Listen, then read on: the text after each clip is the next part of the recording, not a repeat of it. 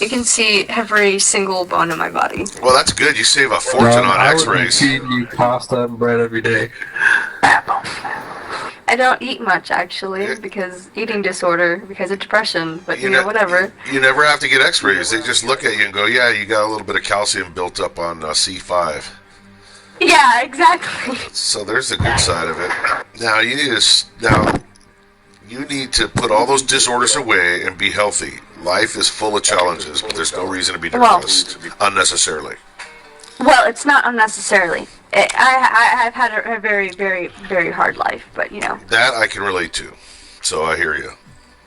But I'm here to tell you, it gets great. It can change 100%. I started off in a shithole, and now I'm fucking doing great. So never give up. That's my message to you. I'm still stuck in a shithole. But you're young. You're very young. I'm very old, and I'm telling you, when I was your age, I was in a shithole. How old are you? I just had my 61st birthday about 5 days ago. No, you don't sound that old. You sound like you're in your 40s. Oh, thanks. I feel like I'm in my hundreds. No, I'm just kidding. No, I will. Colt knows a lot about my background. I don't want to bore everybody with it, but trust me, if you knew my story, you'd be like, "How the fuck are you even still? How are you not in prison?" But it does get better. You'd probably be the same with me. It gets better. I mean, my mom was a prostitute, drug addict, abusive, beat the fuck out of us. I was the youngest. Sister jumped off a roof in New York to commit suicide. The state took my other sister's kids away. I adopted, raised them. Fucking blah, blah, blah, blah. But you know what? I'm from Los Angeles. That was a whole other life ago. Now I've been married. I was married 20 years to somebody. I got hurt really bad, couldn't walk for a year. She fucked everything that moved. I divorced her in a wheelchair, came to the East Coast. I said, I'm never going to marry again. Fuck love, fuck people. I almost changed teams. And now I've been married 18 years to the second wife, which is the right one. And between us, we have 7 kids. My 3, her 2, and the 2 nephews I adopted when the state took them away from my sister. They've grown up. One's been in Afghanistan, out. He's doing good. He's in school. The other's in the Air Force now. My point is, if you saw that where I'm living and how I grew up as a very poor, white trash kid in Inglewood, California, an all-black area of Southern California. And I had Hell's Angels in the house, cops kicking in doors, shit going on, man. I went in the Army to escape it, got out, became a cop, LAPD, did a career, retired, came to the East Coast after my divorce, did 12 years as a federal agent, got married. I'm fully retired, I'm playing Call of Duty, I'm 61, I got 2 cool dogs, and life is good now. Hell yeah, man. What's in your wallet?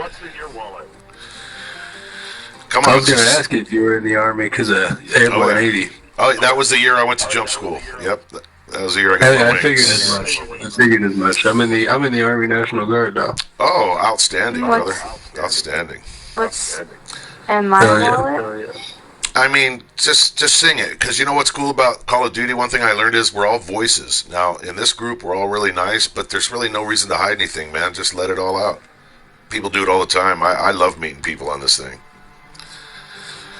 I mean, if you could change one thing about your life, what would it be right now? A bigger dick. Yeah, me too.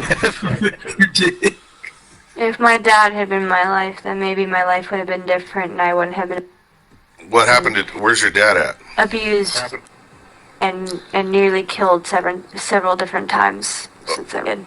No, where's dad at? I just met him the other day. So there's a new beginning happening here. Do you see what I'm saying? There's something new happening. Now, you were abused, and that can't be undone. And one thing I learned is, I'm going to tell you something that even Colt doesn't know. And I've just recently, in the last year, at 60, I was 60 years old when I first told my wife this. My other wife, at 20 years, never knew this. I was fucking raped when I was a little boy. And I've held that in my whole fucking life. And I swore that I'd take it to the grave. And it came out accidentally because of something else. And when that came out, I got to tell you something, man. I felt like I lost 6,422 pounds.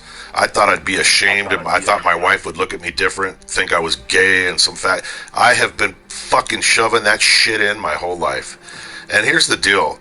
I've learned that we can never change how people are. We can't change how they think or what they do, but we can change and control how we react to shit. It took me a lot of years to figure that out. And it's a miracle. You know, I've had a suicide note written in my pocket and reaching for my car keys so I could drive down to the morgue and end it in the parking lot. That's a true story. And just as I was getting ready to roll my wheelchair toward the keys, the door opened and in walks my 3 little kids, and I'm thinking, how the fuck could I possibly have done that to them?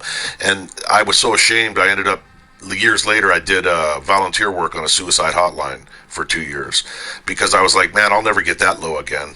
Because what I learned is when you're that low, if somebody says you're going to get out of it, you want to hit them in the face because you can't see any way out. But eventually, what I'm here to tell you, little sister, it doesn't matter how fucking bad things are. There's a goddamn happiness coming on the other end of the storm. It's just that there's no way you can see it.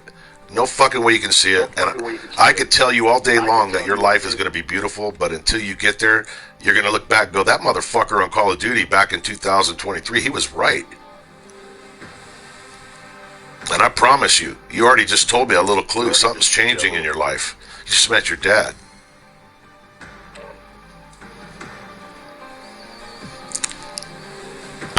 Never got to know him growing up. I only got to know my brother's biological father, and he did the same thing. He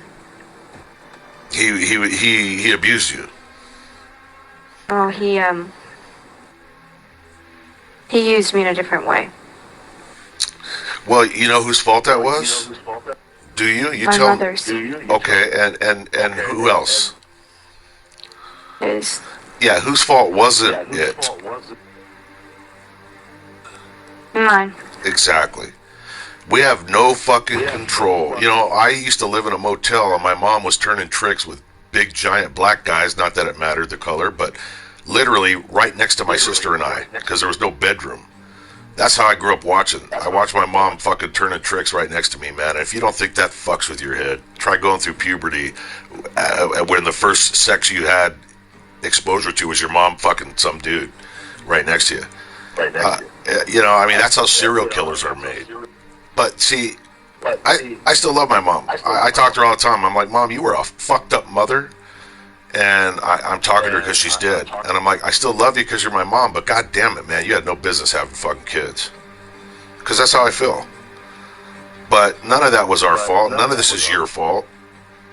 And you can never undo what happened, but you could change the way you process it. And maybe that requires some outside help, which there's no shame in that. Have you ever done that or considered that? I have a therapist. Well, then, are you satisfied with that therapist? Pretty, yeah. She doesn't. I haven't got to see her lately because of work, but. Well, just you hang in there, hon, and you know, here's another little gift I'll give you that I learned. No matter how old you are, you're always growing. You know, if I live to be 98, I'll still be learning shit and growing and trying to improve myself. And one of the most important things is childhood dictates your whole life. That's the real killer. Is we spend almost our whole life trying to unfuck our childhood.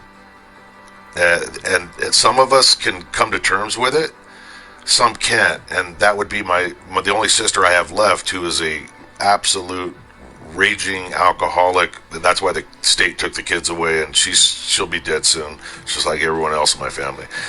But she lives her life. She wakes up thinking my life was fucked up when I was a kid, and she thinks it all day, and she goes to bed thinking it, and she can't get out of it. And she's been in therapy for years, but she just lives in that memory. And people ask me all the time, Mike, how did you get out of that family and be successful? The only thing I can say is I stopped marinating in my childhood. I don't forget it, but I don't wake up every day and go, I lived in poverty. I was the fucking poor white trash kid. I saw my sister molested. I was fucking raped by some big black dude next door. I was fucking this. I don't do that. I don't think like that. Now, that doesn't mean that I'm a hero. It's just the way I process things. And I'm just telling you that we have two choices. We can let the past completely fucking drag on us like an anchor, or we can say, hey, this was fucked up. and look at it every now and again and compare it to where we are and go, thank God I made it out of there. And when I have kids, I'm going to make goddamn sure that I give them the life that I wished I had. And that's how I've raised all of my kids. Giving them the life that I wished I had, which means they were kissed goodnight every night. They felt safe. They never walked by without their dad saying, I love you. I don't drink alcohol because everybody around me was a fucking drunk. And I'm not, look, I have a daughter living at home right now. She drinks. I'm not a prude. You know, she goes out and drinks. Just don't drive and drink. I just personally don't because it brings back memories of you know, my past. So you do things to just look for reasons to laugh and be happy. Every fucking day, don't ever let yourself go to bed without laughing, even if you gotta just make shit up. I just gotta look down at my little dick and I giggle my ass off. But, you know, you just do whatever works for you. And that's the end of my speech, hon. I don't mean to make a speech, and I really apologize. I didn't mean to hijack the game and turn it into a Dr. Phil session, but it sounds like you're dealing with a lot of shit. I just want you to know you're not alone. I bet everybody in this game has got something that they could talk about just as enthusiastically as I am. Because life is painful, and I think it's meant to be. We're learning a lot of shit, and you don't learn things when you're comfortable. You learn shit when you're uncomfortable. That's when you fucking learn. The only reason I'm drinking tonight. Say that again? The only reason I'm drinking tonight.